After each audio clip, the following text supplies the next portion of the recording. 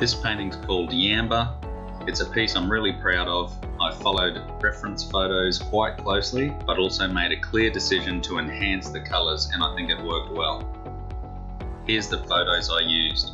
I took multiple photos and pieced them together in Photoshop to make up the scene. I pulled both sides of the image together to get it all in.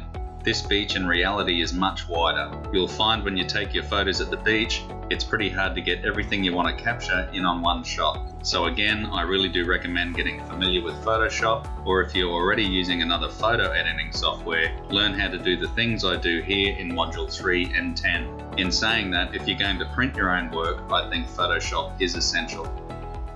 Here the line has been transferred to the canvas and the acrylic underpainting started. And I've done a pretty smooth blend in the sky for acrylic paint. It's good to establish those darks and lights in the base coat. This painting features the shadowing effects of the sun going down behind the viewer. Watch how the shadow of the 3 pine trees behind me are developed as we go. All the base acrylic coat is down, and I overpaint the 2 buildings in white to start them off. Most of the lights and darks are now established and will make the oil layers easy to follow.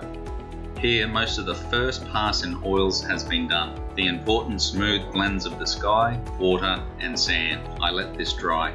The scratchy base coat of the sand is still visible through the first layer of oil paint. To fix this, I come in with a second pass on the sand with oil paint. This makes the gradations from lights to darks smoother. The rocks and the headlands are given their first coat of oil paint. What a difference blue sky reflections make. The motion of the water is shaped, the buildings on the headland are added, and the first pass of the buildings down on the beach. At this point, I take time out to reflect and create the next workflow list. Foam scuds and trails are added, with light purple and white following where the sunlight is and isn't, softening it all and adding the pine trees with their reflections.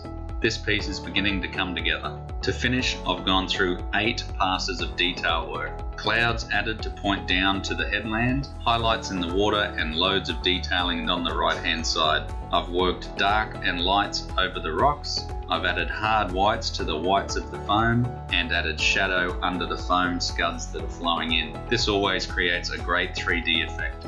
I want to give this piece some extra punch in the foreground, so I made up a glaze of light yellow. I laid it over and feathered it out. It made a big difference. Always asking, how can I improve this painting?